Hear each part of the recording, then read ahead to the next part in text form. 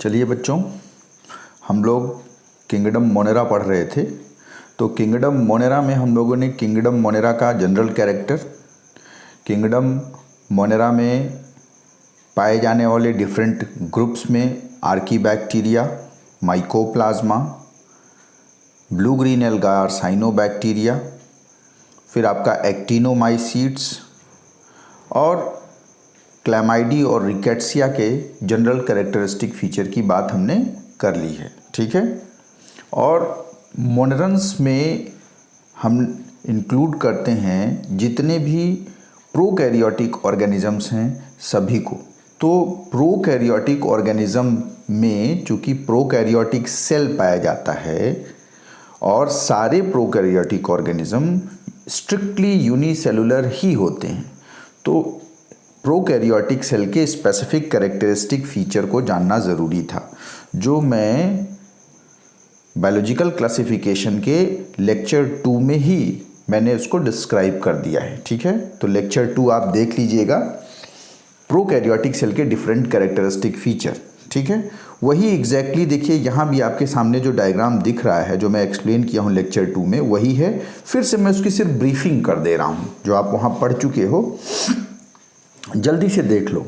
तो भाई prokaryotic cell का जो मेन कैरेक्टरिस्टिक फीचर होता है, वो सबसे बड़ा जो कैरेक्टरिस्टिक फीचर है प्रोकैरियोटिक सेल मतलब प्रिमिटिव सेल, जो पहले इवॉल्व हुआ। ठीक।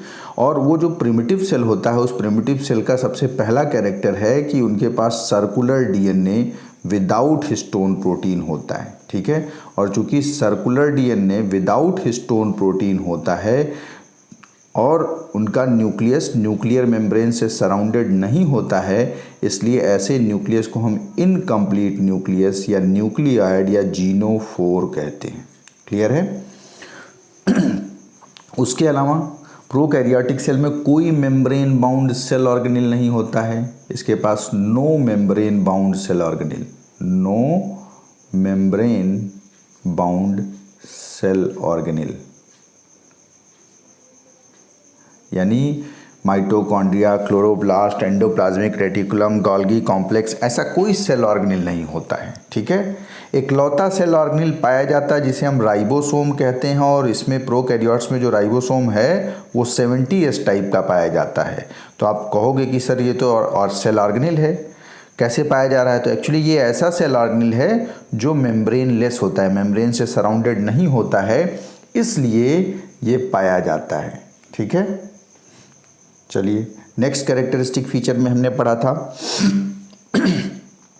कि जो प्रोकैरियोटिक सेल है, उस प्रोकैरियोटिक सेल में भाई अगर मेम्ब्रेन बाउंड स्ट्रक्चर नहीं है तो जो उसके इंपॉर्टेंट फीचर्स हैं, मेटाबॉलिक एक्टिविटीज़ हैं, वो कौन परफॉर्म करेगा? जैसे एक बहुत इंपॉर्टेंट मेटाबॉलिक एक्टिविटी है वो है रिस्पायरेशन। तो उस रिस्पायरेशन को करने के लिए मेम्ब्रेन फोल्डिंग स्ट्रक्चर पाया जाता है। ये देखो, मेम्ब्रेन फोल्डिंग स्ट्रक्चर पाया जाता है जिसे हम क्या कहते हैं? मीजोजोम। ठीक है। तो mesosome generally membrane folding structure होता है जिस पर रिस्पायरेटरी एंजाइम होता है जो रिस्पायरेशन में मदद करता है। फिर वहाँ मैंने बताया था कि मीजोजोम 2 तरह का होता है, सेप्टल मीजोजोम और पेरिफेरल मीजोजोम। अभी हम आगे इसको फिर से एक बार डिस्कस कर देंगे। ठीक।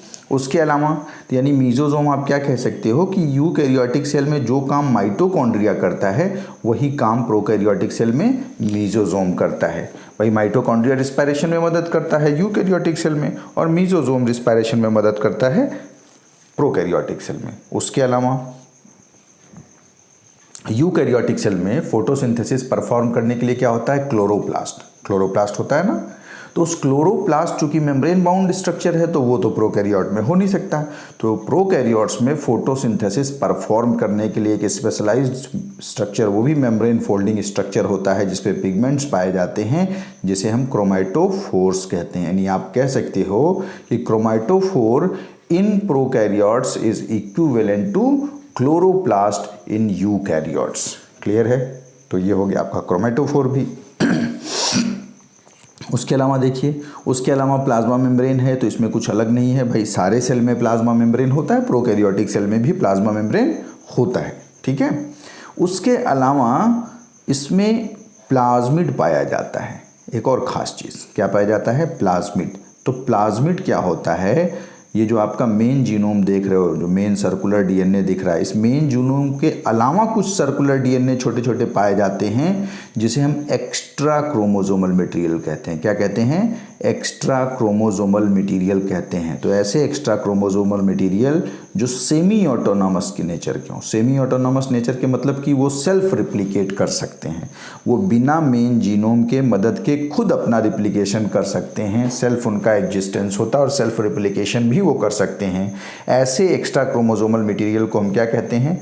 प्लाज्मिड कहते हैं। यानी प्लाज्मिड जो है उस पे जो जीन्स पाए जाते हैं वो वाइटल जीन नहीं होते हैं, वो एक्स्ट्रा क्रोमोसोमल मटेरियल है। मतलब उस पे पाए जाने वाले जीन सेल के सर्वाइवल के लिए कंपलसरी नहीं है, यानी नेसेसरी जीन्स नहीं पाए जाते हैं प्लाज्मिड पे। नेसेसरी जीन्स किस पे पाए जाते हैं? Main genome. यानी हम इस सेल के मेन जीनोम के साथ छेड़छाड़ नहीं कर सकते, क्योंकि अगर मेन जीनोम के साथ हमने छेड़छाड़ किया तो ये सेल सर्वाइव नहीं करेगा। लेकिन प्लाज्मिड में चूंकि एक्स्ट्रा क्रोमोसोम मटेरियल है, उसमें एक्स्ट्रा जीन पाया जाता है जिसका सर्वाइवल से डायरेक्टली लेना देना नहीं है, इसलिए प्लाज्मिड को हम एक्स्ट्रा क्रोमोसोमल मटेरियल कह रहे हैं, जिसका इस्तेमाल हम जेनेटिक इंजीनियरिंग या बायोटेक्नोलॉजी में करते हैं, जिसको डिटेल में हम आगे पढ़ेंगे। ठीक है। उसके अलावा सेल कवरिंग में देखिए, सेल कवरिंग में प्लाज्मा मेम्ब्रेन के बाहर की जो लेयर होती है उसे हम कहते हैं सेल वॉल। सेल वॉल बना होता है किसका?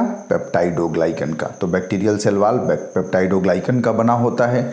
उसके अलावा सेल वॉल के बाहर भी एक लेयर पाई जाती है जिसे हम कहते हैं ग्लाइकोकैलिक्स। क्या कहते हैं? ग्लाइकोकैलिक्स। अब ये जो ग्लाइकोकैलिक्स है दो टाइप का होता है। अगर ये ग्लाइकोकैलिक्स जो है लूज लेयर होगा, जो कि केमिकल के द्वारा वाश हो जाए, तो ऐसे लूज लेयर को हम बोलते हैं स्लाइम लेयर, जो जनरली प्रोटेक्ट करता है इस बैक्टीरिया को फ्रॉम डेसिकेशन और फ्रॉम ड्राइनेस। ठीक है। और अगर यही ग्लाइकोकैलिक्स अगर टफ लेयर के फॉर्म में पाया जाए, स्टिकी हो और इस सेल को एडिहियर करने में, किसी सरफेस से चिपकने में मदद करे, तो हम उसे क्या कहते हैं? कैप्सूल कहते हैं। यानी ग्लाइकोकैलिक्स दो टाइप का होगा, स्लाइम लेयर या कैप्सूल। स्लाइम लेयर उसे डेसिकेशन से बचाता है और प्रोटेक्शन के साथ साथ एडेशन में मदद करता है। क्लियर है? तो ये जो है प्रोकैरियोटिक सेल के डिफरेंट पार्ट्स हैं। एक और पार्ट बचा है ऐसे प्रोकैरियोट्स जो मूवमेंट और लोकोमोशन शो करते हैं। उनमें मूवमेंट और लोकोमोशन के लिए एक स्पेशलाइज्ड स्ट्रक्चर पाया जाता है जिसे हम फ्लैजिला कहते हैं, जिसका सिंगुलर फ्लैजिलम होता है। ठीक है। और ये फ्लैजिलम प्रोकैरियोटिक सेल को मूवमेंट और लोकोमोशन में मदद करता है। क्लियर है? तो ये पूरा डायग्राम मैंने डिटेल स्टडी किया है लेक्चर नंबर 2 में, आप वहाँ देख लीजिएगा। ठीक है। पढ़ रहे थे हम लोग तो फिर से मैंने एक बार ब्रीफ कर दिया। अब जल्दी से चलो हम प्रोकैरियोटिक सेल्स का अगर हमने कैरेक्टरिस्टिक फीचर समझ लिया तो मोनेरन्स के ट्रू बैक्टीरिया या यू बैक्टीरिया के बारे में डिटेल में पढ़ते हैं, जिसके बारे में हमें सबसे ज़्यादा पढ़ना है किंगडम मोनेरा में। ठीक है। बाकी सबके बारे में थोड़ी थोड़ी चीज़ें पढ़नी थी, लेकिन ट्रू बैक्टीरिया या यू बैक्टीरिया के बारे में मेन हमें पढ़ना है इस चैप्टर में। चलिए एक पॉइंट है, ये देख लीजिए, they have no membrane bound cell organelles, हम मेंशन कर चुके हैं। चलिए अब नेक्स्ट हम लोग अब एक एक करके जो ये सेल आपने देखा उसको थोड़ा हम लोग एक एक करके डिटेल करते हैं। ठीक है। सबसे पहले हम लोग बात कर लेते हैं सेल कवरिंग की। तो जो आपने अभी देखा था प्रोकैरियोटिक सेल, उसमें देखिए जो सबसे बाहरी लेयर थी उसे हम क्या कह रहे हैं? ग्लाइकोकैलिक्स। क्या कहते हैं? ग्लाइकोकैलिक्स। ग्लाइकोकैलिक्स के नीचे क्या होता है? सेल वॉल की लेयर होती है, और सेल वॉल के नीचे किसकी लेयर थी? सेल मेम्ब्रेन या प्लाज्मा मेम्ब्रेन की लेयर होती है। अभी देखिए, अभी इसके पहले बना था ना, ये अगर मान लीजिए ये ग्लाइकोकैलिक्स की लेयर हो गई, तो इसके नीचे ये जो है ये क्या हो गया? ये सेल वॉल की लेयर हो गई, और उसके नीचे आपका प्लाज्मा मेम्ब्रेन पाया जाएगा। ठीक है। चलिए अब हम थोड़ा एक एक करके डिटेल करते हैं। सबसे पहले बात कर लेते हैं ग्लाइकोकैलिक्स की। किसकी बात करते हैं? ग्लाइकोकैलिक्स। बता चुके हैं हम, फिर से एक बार बता दे रहे हैं कि ग्लाइकोकैलिक्स में दो तरह का हो सकता है ग्लाइकोकैलिक्स। एक को हम स्लाइम लेयर कहते हैं और एक ग्लाइकोकैलिक्स को हम कैप्सूल कहते हैं। स्लाइम लेयर किसे कहते हैं समझो? जब ये ग्लाइकोकैलिक्स कैसा हो? लूज लेयर के फॉर्म में हो, which can be easily washable by chemicals, जिसको हम कुछ केमिकल्स के द्वारा धो सकते हैं, उसको रिमूव कर सकते हैं। ठीक है। तो ऐसे लेयर को हम स्लाइम लेयर कहते हैं। और जनरली ये लेयर क्या करता है? इट हेल्प सेल या its help cell to protect from desiccation. Desiccation माने ड्राइनेस, ड्राई होने से सेल को प्रोटेक्ट करता है, सेल को ह्यूमिड बनाए रखता है। ठीक है। वहीं जो आपका कैप्सूल देखिए, कैप्सूल टफ होता है, स्टिकी लेयर होता है, help in adhesion and protection. Clear है। तो ये आपका ग्लाइकोकैलिक्स हो गया। ग्लाइकोकैलिक्स के बाद चलिए अब हम बात करेंगे सेल वॉल की। तो सेल वॉल की बात कर लेते हैं हम लोग। बैक्टीरियल सेल वॉल जो होता है, मैंने बताया है पहले भी, फिर से देखिए सिक्वेंशियल फॉर्म में। बैक्टीरियल सेल वॉल है वो पेप्टाइडोग्लाइकन का बना होता है। किसका बना होता है? पेप्टाइडोग्लाइकन और म्यूरिन का। ठीक है। जबकि आपका जो प्लांट सेल वॉल सेलुलोज का बना होता है। तो आपका सवाल हो सकता है कि सर ये पेप्टाइडोग्लाइकन क्या होता है? तो एक्चुअली ये पेप्टाइडोग्लाइकन जो है ये पॉलीमर होता है नाग और नाम का। नाग का फुल फॉर्म होता है एन एसिटिल ग्लूकोसामाइन और नाम का फुल फॉर्म होता है एन एसिटिल म्यूरामिक एसिड। यानी peptidoglycan is a polymer of N acetyl glucosamine और एन एसिटिल म्यूरामिक एसिड। बहुत पूछता है ये सवाल, इसे याद कर लीजिए कि बैक्टीरियल सेल वॉल पेप्टाइडोग्लाइकन का बना होता है और पेप्टाइडोग्लाइकन एन एसिटिल ग्लूकोसामाइन या एन एसिटिल म्यूरामिक एसिड का पॉलीमर होता है। ठीक है। नेक्स्ट हम लोग ग्राम स्टेनिंग की बात कर लेते हैं। यहीं पे ग्राम स्टेनिंग का कॉन्सेप्ट क्या था समझिए। अब ये सेल वॉल के लिए सेल वॉल के साथ इसलिए पढ़ रहे हैं कि क्योंकि जो स्टेनिंग टेक्निक में यही सेल वॉल ही रिस्पॉन्सिबल था बैक्टीरिया के स्टेनिंग के लिए, इसलिए हम इसे यहीं पढ़ लेते हैं। तो आपने बैक्टीरिया सुना होगा, ग्राम पॉजिटिव बैक्टीरिया, ग्राम नेगेटिव बैक्टीरिया। तो भाई ये क्या है ग्राम पॉजिटिव बैक्टीरिया? किसी बैक्टीरिया को ग्राम पॉजिटिव कहते हैं तो किसी को ग्राम नेगेटिव कहते हैं। क्यों ये हम टर्म यूज़ करते हैं उसको समझने की कोशिश करते हैं। तो देखिए, ग्राम स्टेनिंग टेक्निक बैक्टीरिया को कलर करने की एक टेक्निक थी जिसका इस्तेमाल सबसे पहले हैंस क्रिश्चियन ग्राम ने किया था। यानी ग्राम एक साइंटिस्ट का नाम है। तो हैंस क्रिश्चियन ग्राम ने क्या किया कि बैक्टीरिया को कलर करने का, बैक्टीरिया को स्टेन करने की एक टेक्निक इवॉल्व की। ठीक है। उसमें उन्होंने क्या किया कि बैक्टीरियल सैंपल लिया, ढेर सारे बैक्टीरिया को लिया, उन सारे बैक्टीरिया को डिप कर दिया किसमें? एक पिगमेंट क्रिस्टल वायलेट में। क्रिस्टल वायलेट स्टेन जिसे कहेंगे या पिगमेंट कहेंगे, उस क्रिस्टल वायलेट या उसी का एक और नाम है जेंटियन वायलेट। तो उस क्रिस्टल वायलेट या जेंटियन वायलेट में ढेर सारे बैक्टीरिया को उन्होंने क्या किया? डिप कर दिया। और 1 मिनट बाद, 1 मिनट तक उसमें डिप किए रखा और 1 मिनट बाद उन्होंने उस बैक्टीरियल सैंपल को वापस आयोडीन सोल्यूशन में डिप किया। आयोडीन सोल्यूशन में देखिए क्यों डिप करते हैं? क्योंकि यहाँ आयोडीन सोल्यूशन जो है ये मॉडरेंट सोल्यूशन का काम करता है। मॉडरेंट सोल्यूशन ऐसे सोल्यूशन होते हैं जो किसी पिगमेंट को फिक्स करने में मदद करते हैं। यानी स्टेन ठीक से फिक्स हो जाए उस बैक्टीरियल सेल के सरफेस पर, उसके लिए हम यूज़ करते हैं मॉडरेंट सोल्यूशन। तो ये जो आयोडीन सोल्यूशन है यहाँ मॉडरेंट सोल्यूशन का काम करता है जो उस पिगमेंट को, स्टेन को फिक्स करने में मदद करता है। तो 1 मिनट तक क्रिस्टल वायलेट में डिप करने के बाद उस बैक्टीरियल सैंपल को हम आयोडीन सोल्यूशन में डिप करते हैं और आयोडीन सोल्यूशन में डिप करने के बाद वापस उसे हम 70% अल्कोहल से क्या करते हैं?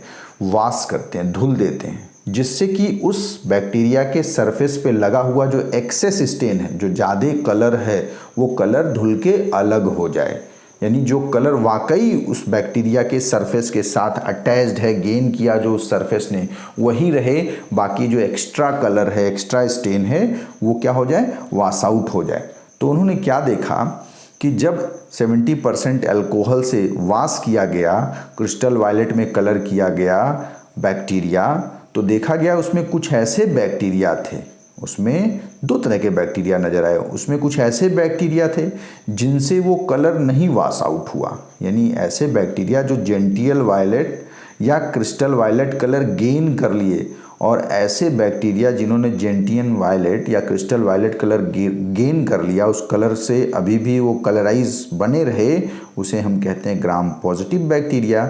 और ऐसे बैक्टीरिया जिनको 70% अल्कोहल से धुलने के बाद वो पिगमेंट जेंटियन वायलेट या क्रिस्टल वायलेट धुल गया, वॉश आउट हो गए, वो कलर गेन ही नहीं किया, यानी उनके ऊपर उस जेंटियन वायलेट कलर का कोई भी रंग नहीं चढ़ा। ऐसे हम बैक्टीरिया को बोलते हैं ग्राम नेगेटिव बैक्टीरिया। क्या बोलते हैं? ग्राम नेगेटिव बैक्टीरिया। क्लियर है? जिसको फर्दर एक और स्टेप में करके अगर हम उसको एक दूसरे स्टेन, काउंटर स्टेन बोलते हैं सैफरनिन, उस सैफरनिन से अगर कलर करें तो देखें हम ना, तो हम क्या देखते हैं कि वो जेंटियन वायलेट तो नहीं कलराइज हुआ, जेंटियन वायलेट को गेन नहीं किया, लेकिन अगर सैफरनिन से उसे हम रंगते हैं तो सैफरनिन से वो क्या होता है?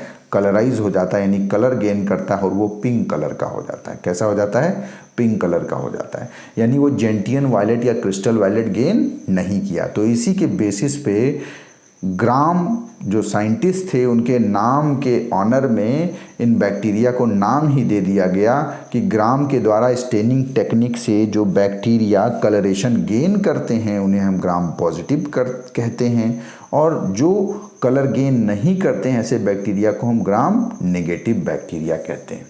क्लियर है?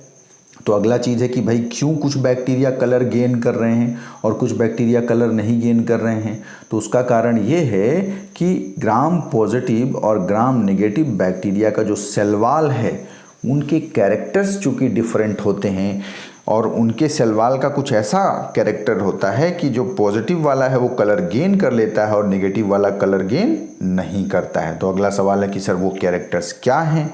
तो वो हम लोग आगे देखेंगे, difference between cell wall of gram positive bacteria and cell wall of gram negative bacteria. Clear है? तो देखिए वो मेन डिफरेंस क्या है उसको समझने की कोशिश करते हैं। जो देखिए ग्राम पॉजिटिव बैक्टीरिया होता है, उस ग्राम पॉजिटिव बैक्टीरिया का जो सेल वॉल होता है जनरली सिंगल लेयर्ड होता है। बहुत इंटरेस्टिंग है, देखिए सिंगल लेयर्ड है और थिक है, सिंगल लेयर्ड है और थिक है, और जिसमें पेप्टाइडोग्लाइकन 80 to 85% होता है, यानी पेप्टाइडोग्लाइकन बहुत ज़्यादा होता है, और लिपिड ना के बराबर होता, बहुत कम होता है, वेरी लेस लिपिड कंटेंट होता है, वेरी लेस लिपिड कंटेंट होता है। ठीक है? किसमें? ग्राम पॉजिटिव बैक्टीरिया में। तो ग्राम पॉजिटिव बैक्टीरिया का cell wall single layered, thick walled, made up of abundant peptidoglycan. Abundant peptidoglycan मतलब ढेर सारा पेप्टाइडोग्लाइकन ग्राम पॉजिटिव में होता है। कितना होता है? 80 to 85%। क्लियर है? और लिपिड कंटेंट बहुत कम होता है। जबकि वहीं इसके उलट ग्राम नेगेटिव बैक्टीरिया का जो सेल वॉल होता है वो होता तो थिन वॉल्ड है, लेकिन वो थिन वॉल जो पतली लेयर है उस पतली लेयर में 2 लेयर होती है, डबल लेयर्ड होता है। उस डबल लेयर में जो अंदर इनर लेयर होती है वो इनर लेयर बनी होती है पेप्टाइडोग्लाइकन की, जिसमें पेप्टाइडोग्लाइकन ग्राम पॉजिटिव के कंपैरिजन में बहुत कम होता है, सिर्फ 10 to 15% पाया जाता है। और उस पतली पेप्टाइडोग्लाइकन लेयर के ऊपर एक और लेयर होती है, वो होती है लाइपोपॉलीसैकेराइड की लेयर। किसकी होती है? लाइपोपॉलीसैकेराइड लेयर। देखिए सराउंडेड बाय लाइपोपॉलीसैकेराइड लेयर। लाइपोपॉलीसैकेराइड लेयर जो होती है उसके पाए जाने की वजह से, लाइपोपॉलीसैकेराइड मतलब लिपिड कंटेंट ज़्यादा होगा, यानी जो gram negative bacterial cell wall है उसमें लिपिड कंटेंट क्या होता है? ज़्यादा होता है, जबकि ग्राम पॉजिटिव में पेप्टाइडोग्लाइकन ज़्यादा होता है, लिपिड कंटेंट कम होता है। क्लियर है? यही मेन डिफरेंस है। इसी केमिकल आप कह सकते हैं कॉम्बिनेशन की वजह से, चूंकि इसमें पेप्टाइडोग्लाइकन है और यही पेप्टाइडोग्लाइकन कलर गेन करता है जेंटियन वायलेट या क्रिस्टल वायलेट, तो चूंकि इसमें पेप्टाइडोग्लाइकन ज़्यादा है इसलिए ग्राम पॉजिटिव बैक्टीरिया कलर गेन कर लेता है, जबकि ग्राम नेगेटिव बैक्टीरिया में देखिए पेप्टाइडोग्लाइकन सिर्फ 10 से 15% होता है, तो ये ठीक से जेंटियन वायलेट गेन नहीं करता है। और ऊपर से ये पेप्टाइडोग्लाइकन अंदर है, ऊपर किसकी लेयर? लाइपोपॉलीसैकेराइड, लिपिड की लेयर है। किसकी है? लिपिड की लेयर है, जो जेंटियन वायलेट कलर को गेन नहीं करता है। क्लियर है? कुछ और डिफरेंसेस पूछता है ग्राम पॉजिटिव और ग्राम नेगेटिव बैक्टीरिया में, उसको एज ए फैक्ट याद कर लीजिए आप कि ग्राम पॉजिटिव बैक्टीरिया के सेल वॉल में टिकोइक एसिड और डाई एमिनो पाइमेलिक एसिड पाया जाता है। ये सवाल पूछा हुआ कॉम्पिटिटिव एग्जाम में, इसको मेमोराइज कर जाइए कि ग्राम पॉजिटिव बैक्टीरिया के सेल वॉल में टिकोइक एसिड और डाई एमिनो पाइमेलिक एसिड पाया जाता है। वहीं ग्राम नेगेटिव बैक्टीरिया के सेल वॉल में टिकोइक एसिड एब्सेंट होता है, साथ साथ डाई अमीनो पाइमेलिक एसिड भी एब्सेंट होता है। क्लियर है। ग्राम पॉजिटिव बैक्टीरिया जनरली क्या होते हैं, they are sensitive to penicillin, तो जनरली ये लेस पैथोजेनिक होते हैं, यानी इनकी वजह से रोग कम होते हैं। वहीं ग्राम नेगेटिव बैक्टीरिया जो होते हैं they are not sensitive to penicillin, यानी पेनिसिलिन एंटीबायोटिक का कोई असर ग्राम नेगेटिव बैक्टीरिया पर नहीं पड़ता है। इसलिए जनरली ग्राम नेगेटिव बैक्टीरिया क्या होते हैं, मोर पैथोजेनिक, ज़्यादा रोग का कारण होते हैं। ठीक है। पैथोजेनिक मतलब, पैथोजन मतलब होता है डिजीज काजिंग एजेंट्स, तो ज़्यादा पैथोजेनिक मतलब ज़्यादा रोग का कारण बनते हैं ये। क्लियर है। तो ये आपका ग्राम पॉजिटिव बैक्टीरिया, ग्राम नेगेटिव बैक्टीरिया, ग्राम पॉजिटिव बैक्टीरिया का सेल वॉल और ग्राम नेगेटिव बैक्टीरिया के सेल वॉल में क्या डिफरेंस है ये आपको क्लियर हो गया होगा। ठीक है। चलिए अब हम नेक्स्ट बात करते हैं रिस्पायरेशन की। रिस्पायरेशन इन बैक्टीरिया, तो रिस्पायरेशन इन बैक्टीरिया अगर हम देखें तो बैक्टीरिया एरोबिक रिस्पायरेशन भी करता है, मतलब in presence of oxygen glucose का ब्रेक डाउन करता है, और एनएरोबिक रिस्पायरेशन भी करता है, मतलब in absence of oxygen glucose का ब्रेक डाउन करता है। क्लियर है। एरोबिक बैक्टीरिया को फर्दर हम दो टाइप में बांटते हैं, ऑब्लिगेट एरोबिक। ऑब्लिगेट एरोबिक यही थोड़ा सा आपको समझना है। ऑब्लिगेट मतलब समझो कंपल्सरी, ऑब्लिगेट मतलब कंपल्सरी, तो ऑब्लिगेट एरोबिक मतलब स्ट्रिक्टली एरोबिक है। जब भी ये सर्वाइव करेगा तो ऑक्सीजन की प्रेजेंस में सर्वाइव करेगा, ऑक्सीजन की एब्सेंस में सर्वाइव नहीं करेगा। वहीं एक दूसरा टर्म हम यूज़ करते हैं फैकल्टेटिव एरोबिक, तो फैकल्टेटिव मतलब अल्टरनेटिव, क्या होता है, अल्टरनेटिव एरोबिक। अल्टरनेटिव एरोबिक मतलब ये एक्चुअली एरोबिक नहीं है, एक्चुअली ये क्या है, एक्चुअली है ये एनएरोबिक। क्या है, यह है एनएरोबिक, लेकिन ज़रूरत पड़ने पे ये फैकल्टेटिव एरोबिक बन जाता है। फैकल्टेटिव एरोबिक मतलब कि किसी कारणवश एनएरोबिक कंडीशन नहीं मिली तो ये एरोबिक कंडीशन में भी सर्वाइव कर सकता है। यानी अल्टरनेटिव एरोबिक मतलब मेनली है क्या, एनएरोबिक, लेकिन ज़रूरत पड़ने पे क्या हो गया, एरोबिक, उसे हम कहेंगे फैकल्टेटिव एरोबिक। क्लियर है। तो देखिए नीचे लिखा है वही चीज़, mainly anaerobic but sometimes become aerobic. Clear है। ऐसे ही एनएरोब भी दो टाइप का होगा, ऑब्लिगेट एनएरोब मतलब कंपल्सरी एनएरोब, जबकि फैकल्टेटिव एनएरोब मतलब एक्चुअली है वो एरोबिक, लेकिन ज़रूरत पड़ने पे क्या बन जाता है, वो फैकल्टेटिव एनएरोबिक। तो इस तरीके से ये आप देखिए चार टाइप के बैक्टीरिया हैं on the basis of respiration. फिर रिस्पायरेशन में कौन सा स्ट्रक्चर मदद करता है बैक्टीरिया में, वो हमने पढ़ा है। तो बैक्टीरिया में रिस्पायरेशन में जो मदद करता है वो कौन सा स्ट्रक्चर है, वो है मीजोजोम। क्या है, मीजोजोम। मीजोजोम क्या होता है भाई, मीजोजोम मेम्ब्रेन फोल्डिंग होता है which helps in respiration and cell division. यानी ये जो मीजोजोम है ये सेल डिवीजन में भी मदद करता है और रिस्पायरेशन में भी मदद करता है। तो एक्चुअली क्या होता है, आपके एनसीईआरटी में नहीं दिया है लेकिन आप जान लीजिए कि ये मीजोजोम दो टाइप का होता है। एक पेरीफेरल मीजोजोम, ये देखिए जो पेरीफेरी पे मेम्ब्रेन की फोल्डिंग बन गई, पेरीफेरल मीजोजोम। वो पेरीफेरल मीजोजोम किसका काम करता है, ये पेरीफेरल मीजोजोम काम करता है रिस्पायरेशन का। किसका काम करता है, रिस्पायरेशन का। क्लियर है। वहीं ये देखिए जो अंदर तक जा रहा है इसे हम बोलते हैं सेप्टल मीजोजोम। क्या कहते हैं, सेप्टल मीजोजोम और सेंट्रल मीजोजोम। और ये सेप्टल मीजोजोम या सेंट्रल मीजोजोम किस में मदद करता है, ये मदद करता है सेल डिवीज़न में। किस में मदद करता है, सेल डिवीज़न में। तो ये लिख लीजिए, सेप्टल और central mesosome helps in cell division while peripheral mesosome helps in respiration. Clear है। तो इस तरीके से जो मीजोजोम है it is similar to mitochondria in eukaryotes, क्योंकि मीजोजोम रिस्पायरेशन का काम कर रहा है और माइटोकॉन्ड्रिया भी यूकैरियोट्स में रिस्पायरेशन का काम करता है। इसका मतलब कि प्रोकैरियोट में पाया जाने वाला मीजोजोम यूकैरियोट में पाए जाने वाले माइटोकॉन्ड्रिया के जैसा काम करता है, यानी रिस्पायरेशन में मदद करता है। ठीक है। चलिए नेक्स्ट हम लोग बात करते हैं diverse nutrition pattern in bacteria. तो हमने देखिए मोनेरेंस में बताया था कि monerans mixed mode of nutrition show करते हैं, मिक्स्ड मोड न्यूट्रिशन। और एनसीईआरटी में एक स्टेटमेंट दिया हुआ है कि बैक्टीरिया का बॉडी ऑर्गेनाइजेशन तो बड़ा सिंपल है भाई, सबसे प्रिमिटिव ऑर्गेनिज्म है, सबसे प्रिमिटिव सेल इवॉल्व हुआ जिसमें ना तो कोई मेम्ब्रेन बाउंड सेल ऑर्गेनेल होता है, ना तो मेम्ब्रेन सराउंडेड न्यूक्लियस होता है, वेल डिफाइंड न्यूक्लियस भी नहीं है। तो ऐसे में बड़ा सिंपल स्ट्रक्चर है, लेकिन न्यूट्रिशन वाइज बिहेवियर वाइज देखें तो in terms of nutritional behaviour they show diverse character, मतलब different type of mode of nutrition show करते हैं। तो different mode of nutrition shown by bacteria देखिए, यानी बैक्टीरिया जो हैं ये ऑटोट्रोफिक भी होते हैं। ऑटोट्रोफिक मतलब जो अपना भोजन खुद बनाने, those organisms which prepare their food by themselves using simple inorganic compounds called autotrophic organisms. तो बहुत से बैक्टीरिया ऑटोट्रोफिक होते हैं और बहुत से बैक्टीरिया हेट्रोट्रोफिक होते हैं। हेट्रोट्रोफिक क्या होते हैं? Those organisms which are dependent for their food on some other organism, जो फूड के लिए दूसरे ऑर्गेनिज्म पे निर्भर होते हैं। Those organisms which can not prepare their food by themselves are known as heterotrophic organisms. Clear है? तो बैक्टीरिया ऑटोट्रोफिक भी होते हैं, अपना भोजन खुद भी बना लेते हैं, और हेट्रोट्रोफिक भी होते हैं, अपना भोजन खुद नहीं भी बना पाते हैं। ठीक है, तो ऑटोट्रोफिक की पहले बात कर लें।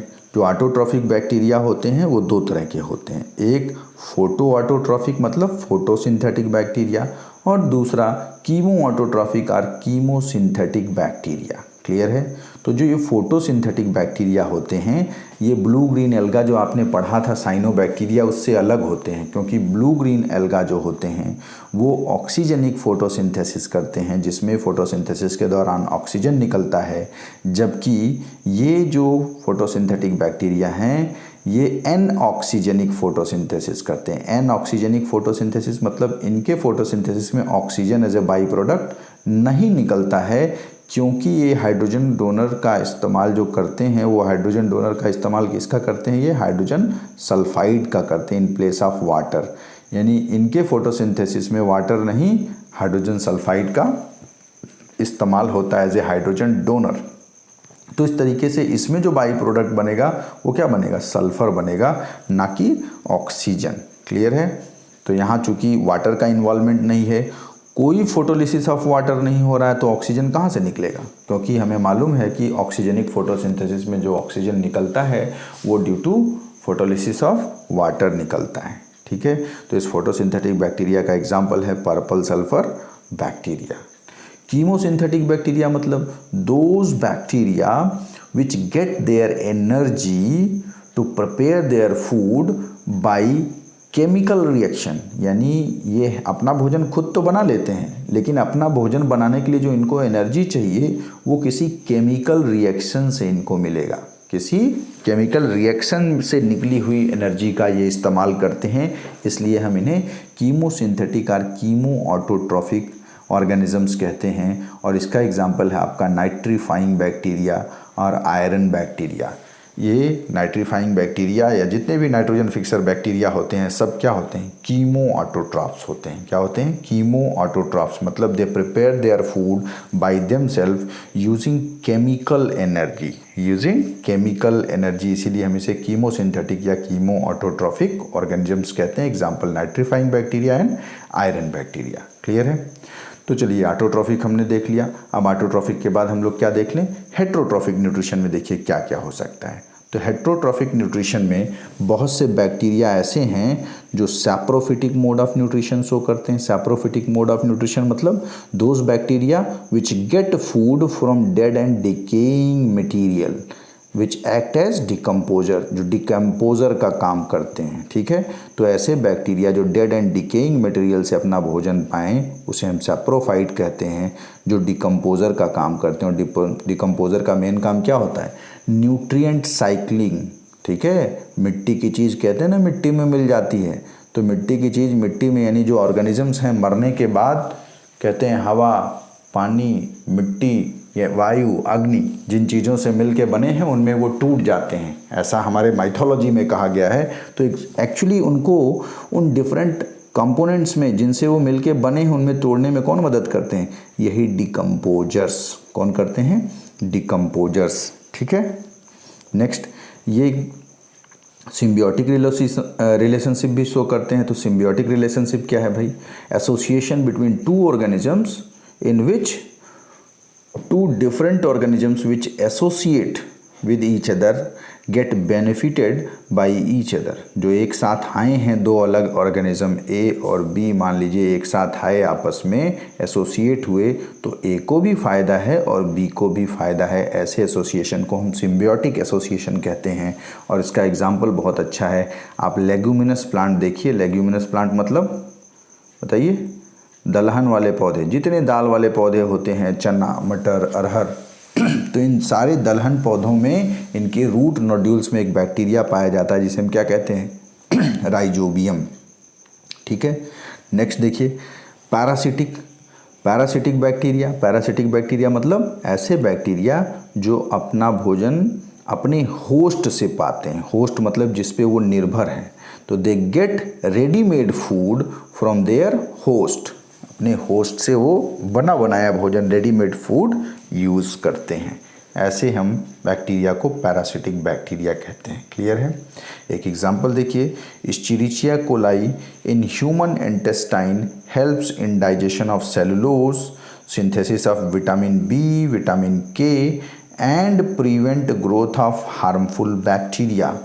ये बहुत इंपॉर्टेंट है। इस्चेरिचिया कोलाई मोस्ट, आप कह सकते हैं, एक्सटेंसिवली स्टडीड बैक्टीरिया है। ठीक है, जो जनरली ह्यूमन इंटेस्टाइन में पाया जाता है, जो विटामिन बी और के बनाने में मदद करता है, साथ साथ दूसरे बैक्टीरिया, हार्मफुल बैक्टीरिया ना ग्रो करें उनको भी रोकता है। क्लियर है? चलिए नेक्स्ट, राइजोबियम तो हमने पढ़ा ही है। राइजोबियम सिम्बियोटिक एसोसिएशन शो करने वाले क्या हैं? सिम्बियोटिक एसोसिएशन शो करने वाले नाइट्रोजन फिक्सिंग बैक्टीरिया हैं। तो इनका कैरेक्टर सिर्फ जान लीजिए, कभी कभी पूछ लेता है कि ये राइजोबियम जो है ये ग्राम नेगेटिव बैक्टीरिया होता है, रॉड शेप्ड मतलब सिलेंड्रिकल होता है, इलोंगेटेड, मोटाइल होता है, ये एरोबिक होता है, नॉन स्पोर फॉर्मिंग बैक्टीरिया, इसमें स्पोर फॉर्मेशन नहीं होता है, and they grow as symbiont, यानी they show symbiotic association with the root nodules of leguminous plants. Clear है?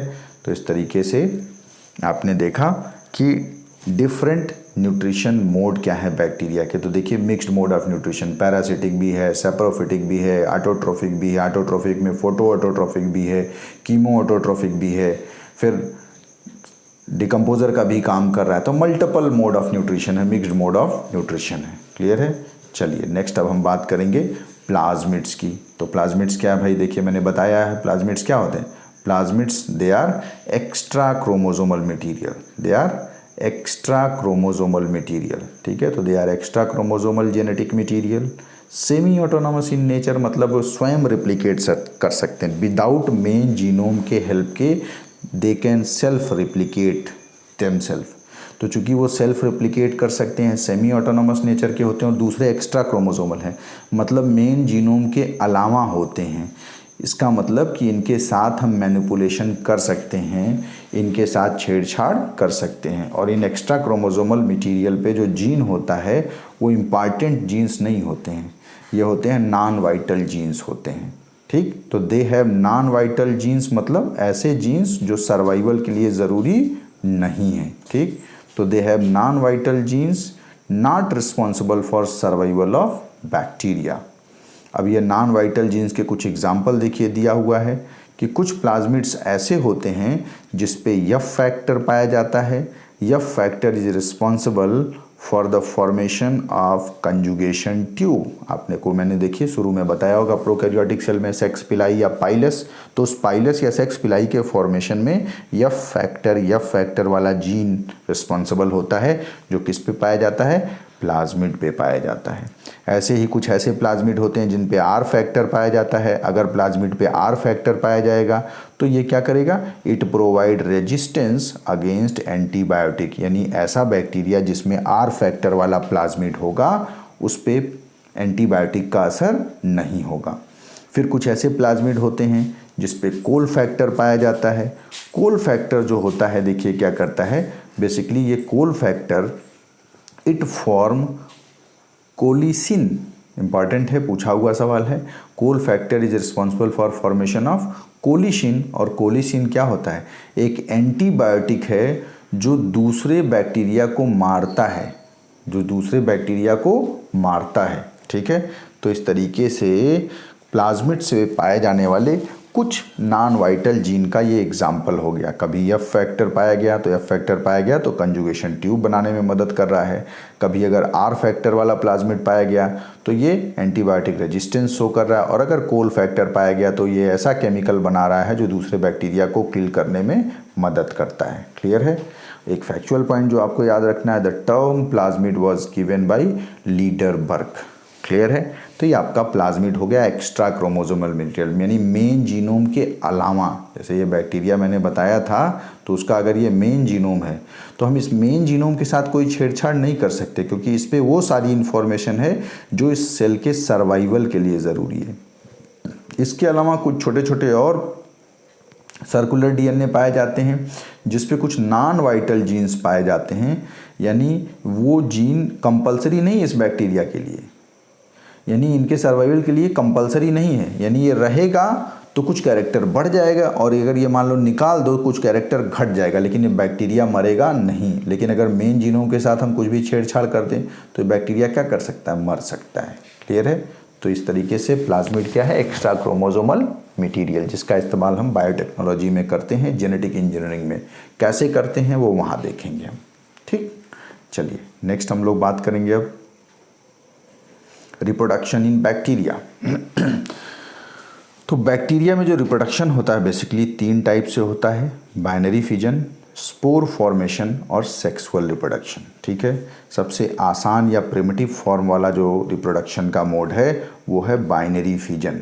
बाइनरी फिजन मतलब एक सेल से 2 सेल का बनना बाइनरी फिजन कहलाता है। 1 से 2, 2 से 4, 4 से 8, 8 से 16, 16 से 32। याद करिए प्लांट और ग्रोथ डेवलपमेंट में हम लोगों ने ज्योमेट्रिक ग्रोथ पर देखा था, तो ये एक तरह का ज्योमेट्रिक ग्रोथ है जहां हर एक सेल डिवाइड कर रही है। 1 से 2 सेल, 2 से 4 सेल, 4 से 8 सेल, 8 से 16 सेल, 16 से 32, 32 से 64 एंड सो ऑन। तो इस पे एक सवाल अक्सर पूछ लेता है। देखो ये बड़ा इंटरेस्टिंग क्वेश्चन है बाइनरी फिजन का, सीधा सीधा नहीं पूछता है, घुमा के थोड़ा सवाल पूछता है कि मान लो एक कोई बैक्टीरिया है जिसका फिजन टाइम 2 मिनट है। ठीक, यानी 2 मिनट में कोई बैक्टीरिया 1 से 2 हो जा रहा है।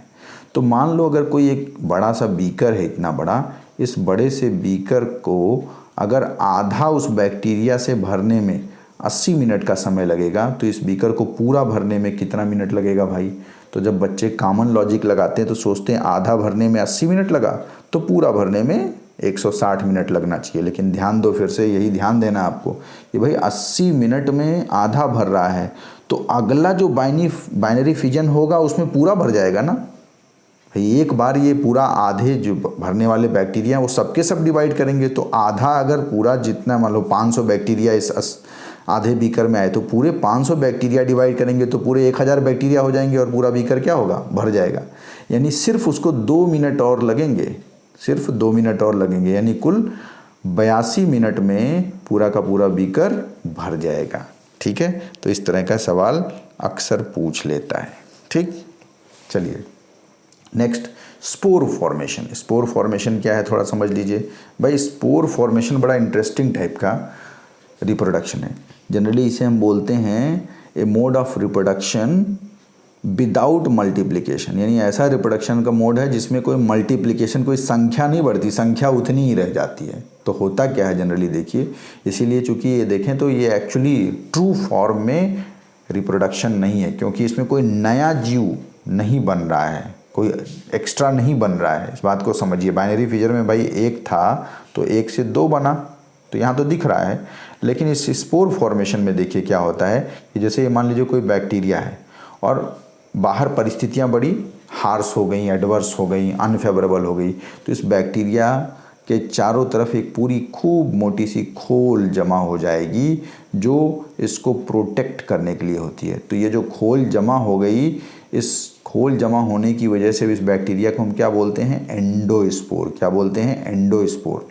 और जब परिस्थितियां बाहर नॉर्मल होती हैं तो ये एंडोस्पोर धीरे धीरे क्या होता है, बाहर की जो थिकनिंग है वाल ख़त्म हो जाती है और फिर वो जर्मिनेट करके वही बैक्टीरिया एक नया बैक्टीरिया के फॉर्म में कन्वर्ट हो जाता है। ठीक है। तो देखिए spore formation is a method of perennation. Endospore are thick-walled resting spores. Thick-walled resting spores हैं formed in response to adverse conditions. जब परिस्थितियां बाहर एडवर्स हैं तब ये बनता है. And germinate on return of favourable condition. और जब बाहर परिस्थिति नॉर्मल हो गई तो फिर से वही जो खूब थिक वॉल्ड हुआ था वो फिर से जर्मिनेट करके एक नॉर्मल बैक्टीरिया बना लेता है. ठीक है, यानी आप देखो एक से दो बैक्टीरिया नहीं बना, एक ही बैक्टीरिया था, अनफेवरेबल कंडीशन में एंडोस्पोर बन गया था और फिर फेवरेबल हुआ तो एंडोस्पोर से फिर से नॉर्मल बैक्टीरिया हो गया. बस यही होता है. इसीलिए हम इसे क्या कहते हैं? It is also called reproduction without multiplication. बिना संख्या बढ़े एक रिप्रोडक्शन, एक तरह का रिप्रोडक्शन का मोड है. क्लियर है? चलिए, तो ये हो गया आपका binary fission, spore formation.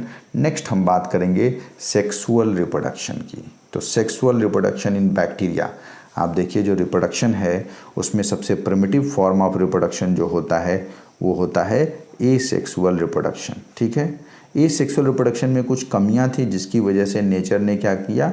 Sexual reproduction evolve किया. ठीक है, तो यानी आप कह सकते हैं कि जो सेक्सुअल रिप्रोडक्शन है वो एडवांस मोड ऑफ रिप्रोडक्शन है. ये sexual reproduction is primitive mode of reproduction. तो ज़्यादातर बैक्टीरिया ये सेक्सुअल रिप्रोडक्शन ही शो करते हैं. ठीक है, ट्रू टर्म में, सही मायने में सेक्सुअल रिप्रोडक्शन बैक्टीरिया में नहीं आता है.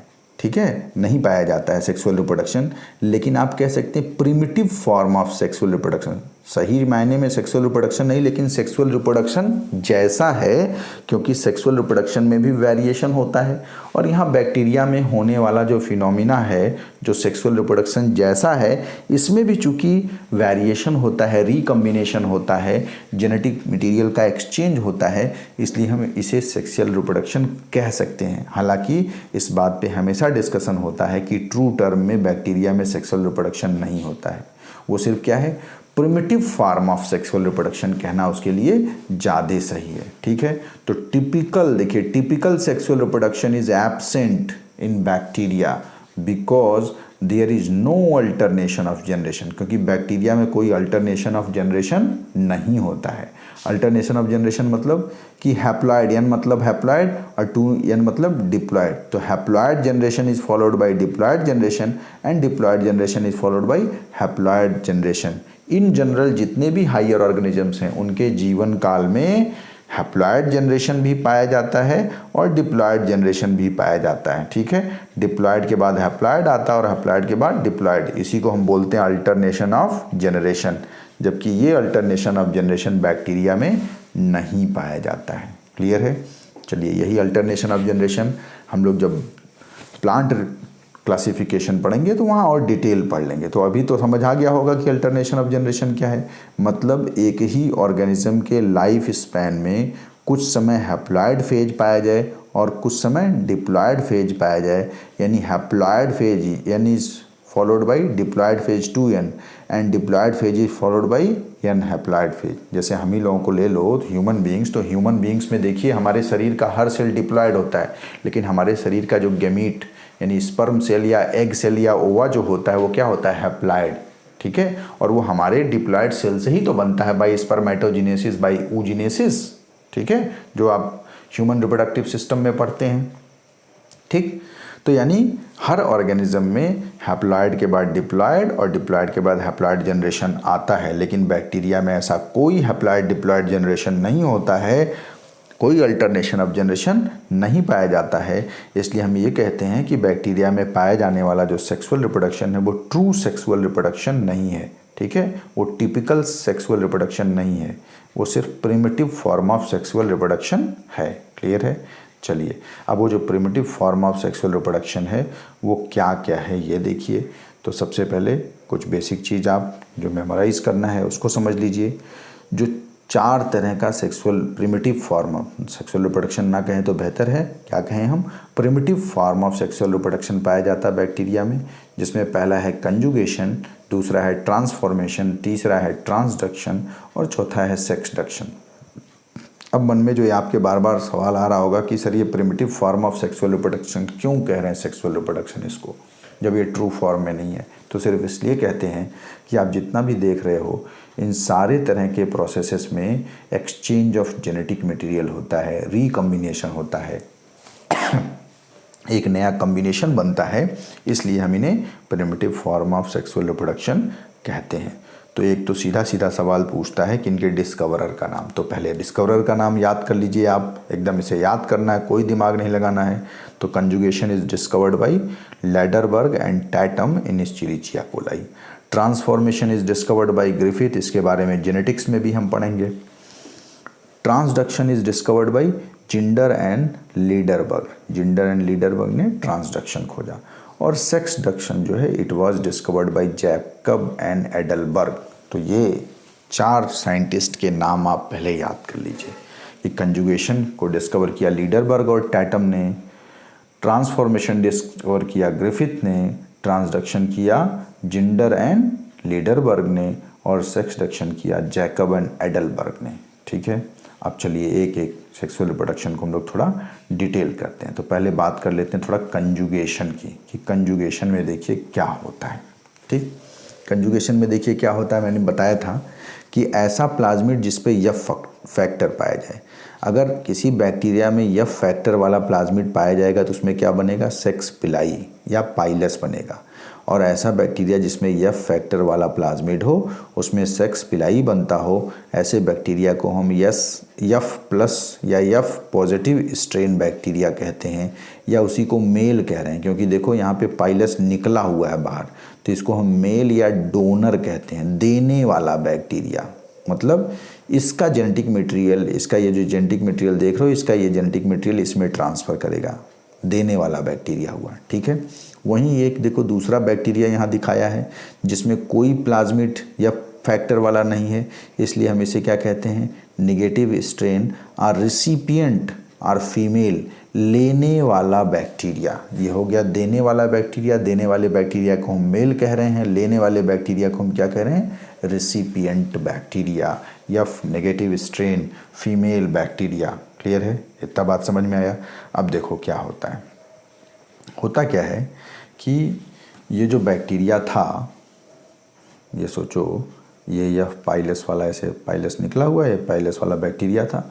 अब उसके सानिध्य में यफ नेगेटिव वाला बैक्टीरिया ऐसे आया और करीब आया, तो और करीब आया तो जो पाइलस था इसके साथ क्या हो गया, कांटेक्ट में आ गया। अब पाइलस जब इसके कांटेक्ट में आया तो धीरे से क्या हो जाएगा, धीरे से ये डिज़ोल्व हो जाएगा। ये देखो डिज़ोल्व हो गया कांटेक्ट में आने के बाद। और जब डिज़ोल्व हो गया तो डिज़ोल्व होने के बाद अब जो जेनेटिक मटेरियल, ये तो मेन जीनोम है, तो देखो इसके मेन जीनोम और इसके मेन जीनोम के साथ कोई छेड़छाड़ नहीं होना है। ठीक है, लेकिन वहीं जो प्लाज्मिड है एक्स्ट्रा क्रोमोसोमल मटेरियल, ये देखो ये एक्स्ट्रा क्रोमोसोमल मटेरियल मैं ग्रीन कलर से बना रहा हूँ, डबल स्टैंडर्ड है, 2 ग्रीन कलर का बना दिया पट्टी। अब देखो क्या होता है, यफ पॉजिटिव वाले से इधर से ये जो ग्रीन 2 डबल स्ट्रैंड है डीएनए का, यहाँ निकिंग होगी यानी कटेगा और इसका एक स्ट्रैंड यहाँ पहुँच जाएगा। ठीक है, जो 2 था वो एक इधर पहुँच जाएगा, मतलब यहाँ देखो एक इधर हरा है और एक इधर हरा है। ठीक, अब इस एक हरे के ऊपर एक नया स्ट्रैंड बन जाएगा, ये देखो एक नया बन गया, क्योंकि डीएनए डबल स्ट्रैंडेड होता है। तो इस तरीके से जो यफ फैक्टर इधर था वो यफ फैक्टर इधर भी पहुंच गया।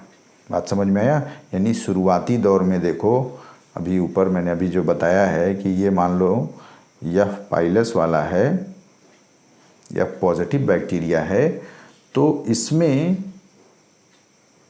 प्लाज्मिड है और ये उसका मेन जीनोम हो गया। लेकिन ये जो नॉर्मल वाला बैक्टीरिया है इसमें मेन जीनोम तो है लेकिन प्लाज्मिड नहीं है, तो इस प्लाज्मिड का एक डीएनए इसके अंदर पहुंचा बाय कंजुगेशन ट्यूब, देखो पहुंचा, और फिर ये एक लेयर थी मतलब एक स्ट्रैंड, उसके ऊपर एक और स्ट्रैंड नई बन जाती है, क्योंकि ये सेमी ऑटोनोमस नेचर का होता है। ठीक है, तो इस तरीके से बेसिकली देखिए यहाँ क्या हो रहा है, यफ पॉजिटिव जो आप कह सकते हैं फैक्टर था वो रिप्लिकेट करके कहाँ पहुँच गया, यफ निगेटिव वाले में, और जो यफ निगेटिव बैक्टीरिया है, देखिए जो यफ निगेटिव स्ट्रेन है वो किस में कन्वर्ट हो जाता है, वो चेंज होता है यफ पॉजिटिव में। इसी को बोलते हैं हम कंजुगेशन, और इस ट्यूब को क्या बोलते हैं, कंजुगेशन ट्यूब, जिसके थ्रू जेनेटिक मटेरियल का एक्सचेंज हो रहा है।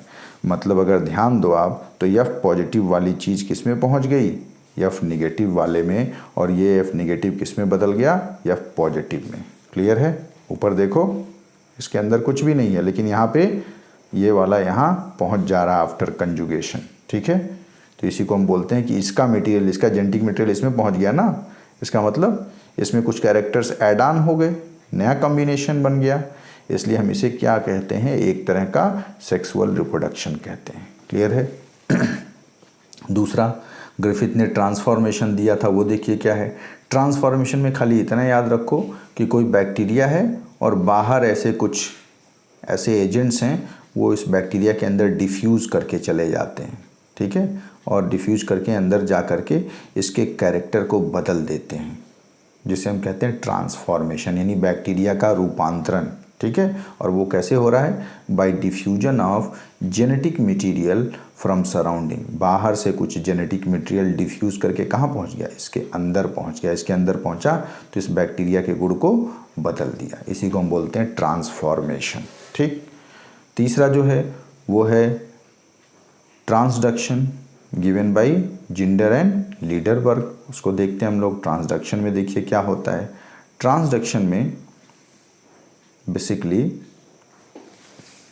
देखिए क्या होता है, ये देखिए, ये आपका बैक्टीरिया हो गया। अब इस बैक्टीरिया में एक वायरस, यानी बैक्टीरिया पे सर्वाइव करने वाला जो वायरस है उसे हम बैक्टीरियोफेज कहते हैं। ठीक, तो अभी देखिए बैक्टीरियोफेज जब अटैक करता है तो आपको मालूम है कि इस वायरस का सिर्फ जेनेटिक मटेरियल अंदर घुसता है, प्रोटीन कोड देखो बाहर रह गई। इस बाहर बचे प्रोटीन कोड को हम घोस्ट कहते हैं, और ये जेनेटिक मटेरियल जो आया अंदर, ये वायरस का या बैक्टीरियोफेज का जेनेटिक मटेरियल मेन बैक्टीरिया के जीनोम को हाईजैक कर लेता है। देखो उसके साथ इंटीग्रेट किया, और हाईजैक करने के बाद वो अपना जेनेटिक मटेरियल बनवाता है। अपना जेनेटिक मटेरियल बनवा के प्रोटीन कोड बनाता है, और फिर से वायरस एलिमेंट बन जाते हैं। तो ऐसे ढेर सारे वायरस चूँकि इस बैक्टीरिया में बन जाते हैं, तो अब क्या होगा, ढेर सारे वायरस जब बन जाएंगे तो जब बैक्टीरिया लाइसिस होगी, तो ये देखो अब होता क्या है, यही आपको समझना है मेन, कि यहाँ से जब ये अपना डीएनए बनवाया,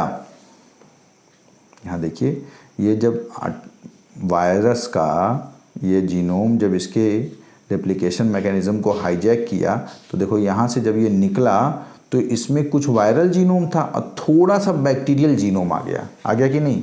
अब ये जो नया वायरस है, इस नए वायरस में वायरल जीनोम तो है ही, ये देखो गोल वाला वायरल जीनोम तो है ही, उसके साथ साथ एक दूसरे कलर से बना दे रहे हैं, नीचे छोटा सा जो दिख रहा है ये क्या है, छोटा सा ये आपका बैक्टीरियल जीनोम है। क्या है, बैक्टीरियल जीनोम। ठीक है, तो ये बैक्टीरियोफेज आप देखो जब इसके अंदर घुसा तो इसका जेनेटिक मटेरियल आया कि नहीं, तो वायरल जीनोम के साथ साथ देखो, वायरल जीनोम के साथ साथ थोड़ा बैक्टीरियल जीनोम, इस बैक्टीरिया का थोड़ा जीनोम इस बैक्टीरिया के अंदर आ गया। किसके माध्यम से, बाय बैक्टीरियोफेज और बाय वायरस। इसी को हम बोलते हैं सेक्सडक्शन। क्लियर है, यानी इस बैक्टीरिया का थोड़ा सा जेनेटिक मटेरियल कहाँ आ गया, इस वाले बैक्टीरिया में आ गया। किसके माध्यम से, बैक्टीरियोफेज के माध्यम से। इसी को हम बोलते हैं सेक्सडक्शन। क्लियर है, या ट्रांसडक्शन, सेक्सडक्शन कह रहे हैं, सॉरी, ट्रांसडक्शन। ठीक, तो देखिए यही है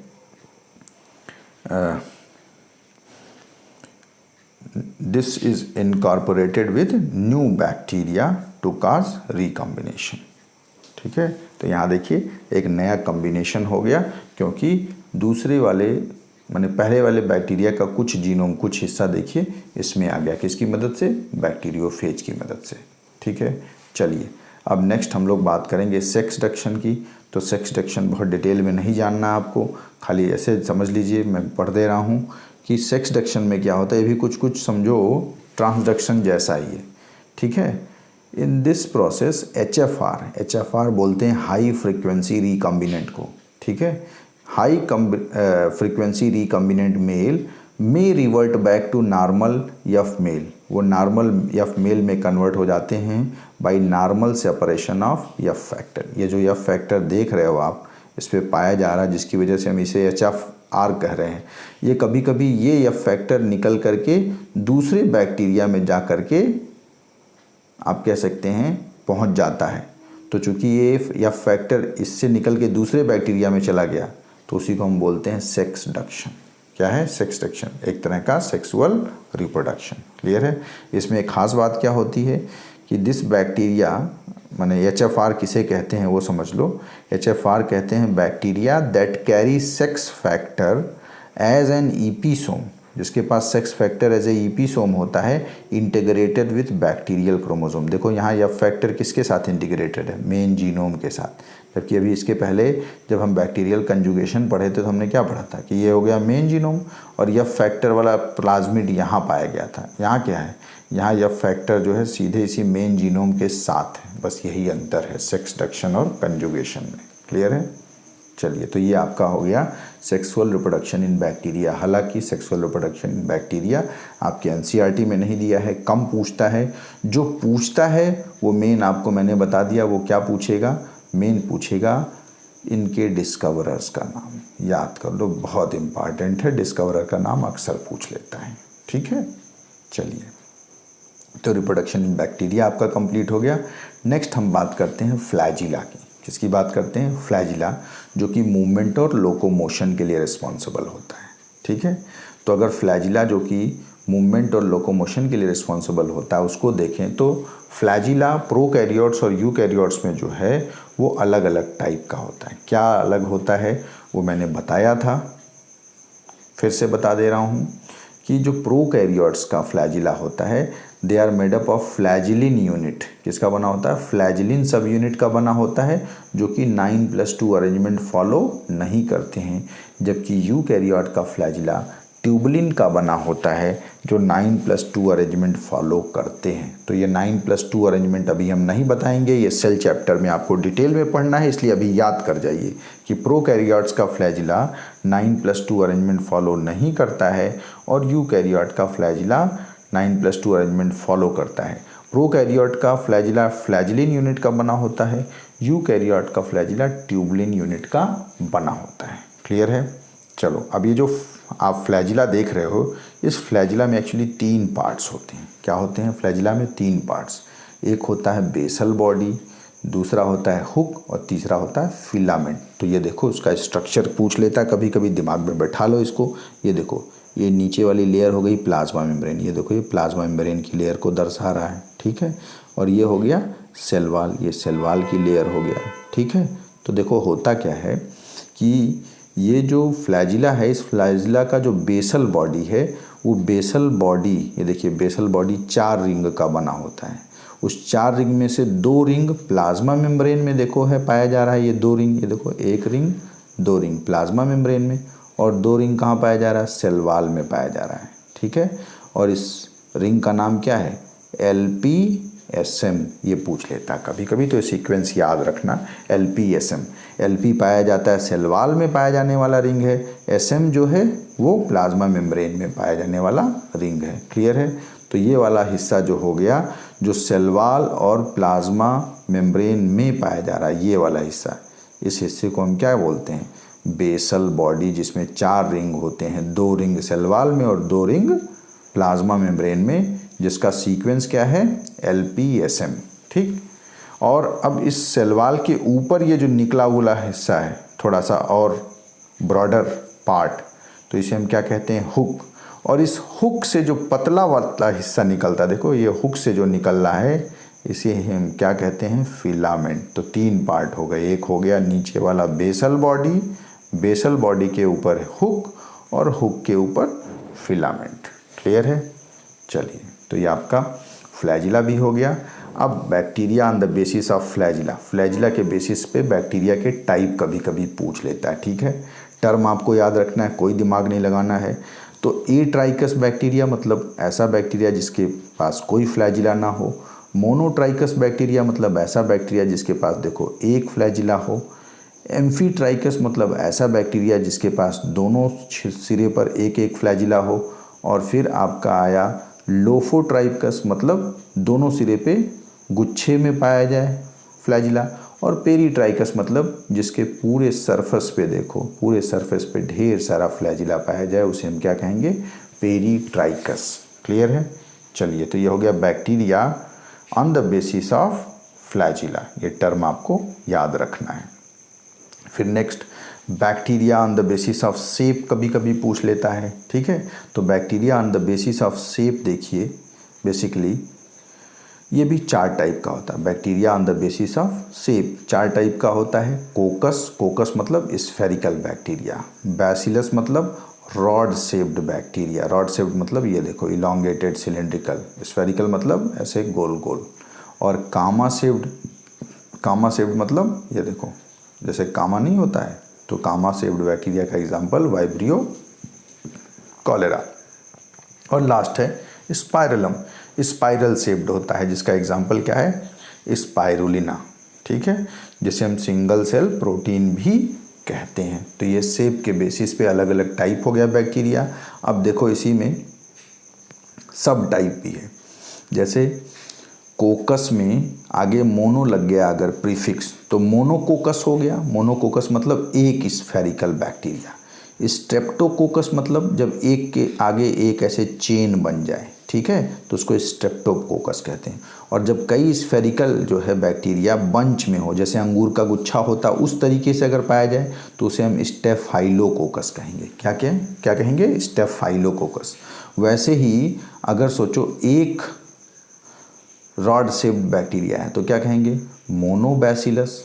अगर ऐसे पूरी चेन बन जाए लंबी लंबी तो इसे क्या कहेंगे, इसे बोलेंगे स्टेफाइलोबैसिलस। और अगर गुच्छे में तो क्या कहें, सॉरी स्टेफाइलो कहें, स्ट्रेप्टोबैसिलस कहेंगे। और अगर यही गुच्छे में हो जाए, ऐसे ढेर सारा ऐसे बंच में गुच्छे में हो जाए, ठीक, तो उसे हम क्या कहेंगे, स्टेफाइलोबैसिलस। यहाँ कोकस है वहाँ बैसिलस हो जाएगा, बस इतना अंतर है। क्लियर है। तो आपको जो ध्यान रखना मेन यही है, मोनोकोकस मतलब सिंगल स्फेरिकल, स्ट्रेप्टोकोकस मतलब एक चेन बनाए कई स्फेरिकल बैक्टीरिया, और स्टेफाइलो मतलब कई स्फेरिकल बैक्टीरिया हैं जो अंगूर के गुच्छे के तरीके से पाए जा रहे हैं, ठीक। तो ये शेप के बेसिस पे हो गया बैक्टीरिया। अब लास्ट जो आपको पढ़ना है, कुछ इम्पॉर्टेंट पैथोजेनिक बैक्टीरिया के नाम जो एनसीईआरटी में दिया है। ऐसे तो बैक्टीरियल डिजीज़ बहुत ढेर सारे हैं, पूरी माइक्रोबायोलॉजी अलग से एक ब्रांच पढ़ी जाती है, ठीक है। इन्हीं माइक्रोब्स यानी बैक्टीरिया को पढ़ने के लिए पूरी एक ब्रांच है बायोलॉजी की, जिसे हम क्या कहते हैं, माइक्रोबायोलॉजी। और उस माइक्रोबायोलॉजी में हम सिर्फ माइक्रो ऑर्गेनिजम्स का ही अध्ययन करते हैं। और 2 तरह के माइक्रो ऑर्गेनिजम्स हम पढ़ते हैं, एक जो हमारे दोस्त हैं और एक जो हमारे दुश्मन हैं, यानी बेनिफिशियल और harmful micro organisms. Harmful micro organisms generally क्या करते हैं, डिजीज़ काज करते हैं, पैथोजेनिक होते हैं, ठीक है। तो डिजीज़ के बारे में बेसिकली ढेर सारा पढ़ना, लेकिन हम कितना याद करें इसका कोई लिमिट नहीं है। सिर्फ वो जो कुछ एग्ज़ाम में पूछे गए हैं ऐसे डिजीज़, या जो आपके एनसीईआरटी में दिया है वो सिर्फ मैंने मेंशन किया है, तो इसे आप याद कर जाइए, इसमें और कोई मदद नहीं की जा सकती, ठीक है। तो मेन जो डिजीज़ हैं देखिए, कॉलेरा ये भी बैक्टीरिया की वजह से होता है, पूछ सकता है कौन सा बैक्टीरिया, तो वाइब्रियो कॉलेरा की वजह से कॉलेरा होता है। टाइफाइड ये भी बैक्टीरिया की वजह से होता है, किस बैक्टीरिया, सैल्मोनेला टाइफी की वजह से। टिटनस ये भी बैक्टीरिया की वजह से होता है, किस बैक्टीरिया की वजह से, क्लॉस्ट्रीडियम टिटाइनी की वजह से। सिट्रस कैंकर ये भी बैक्टीरिया की वजह से होता है, किस बैक्टीरिया की वजह से, जैंथोमोनास स्पीशीज़ की वजह से। क्लियर है। चलिए नेक्स्ट हम लोग बात करेंगे कुछ और बैक्टीरिया के, ठीक। जैसे रेटिंग ऑफ जूट फाइबर।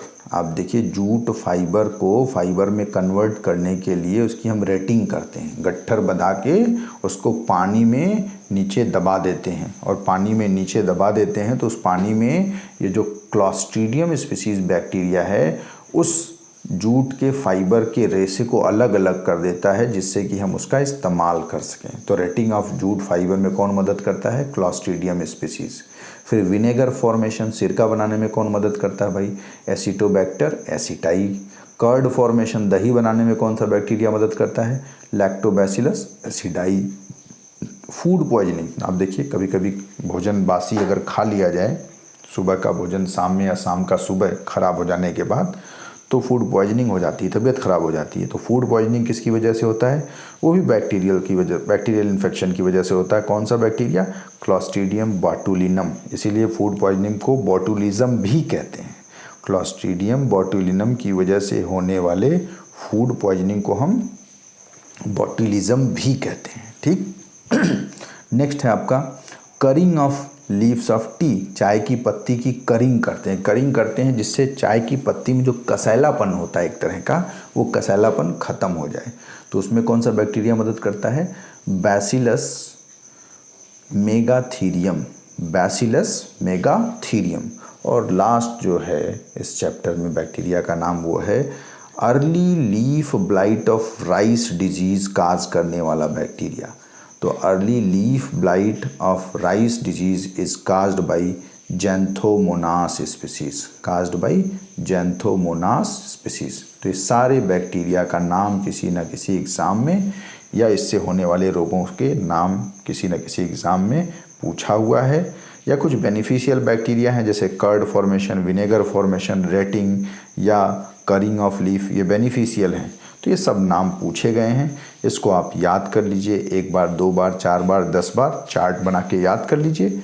ये याद करना ज़रूरी है क्योंकि नीट के एग्ज़ाम में ये पूछा जाता है। अदरवाइज एनसीईआरटी में अगर मोनेरा किंगडम आप पढ़ोगे तो कुल मिला के 1.5 पेज में दिया हुआ है, लेकिन कॉम्पिटिटिव पॉइंट ऑफ व्यू से मैंने इसको थोड़ा डिटेल कर दिया है।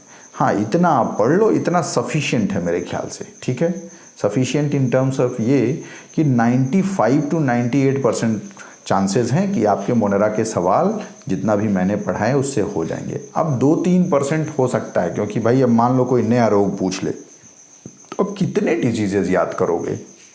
या नंबर ऑफ डिजीजेज हैं सोचो जो आप याद करते रह जाओगे, तो संभव नहीं है। इसलिए हम लोगों ने सिर्फ जो पूछे गए सवाल हैं डिजीजेस के वो हम याद कर लें, ठीक है। चलिए, तो इस तरीके से आपका किंगडम मोनेरा ख़त्म हुआ। अब हम लोग दूसरा किंगडम पढ़ेंगे, किंगडम फंजाई या किंगडम प्रोटिस्टा, ठीक है। थैंक यू बच्चों।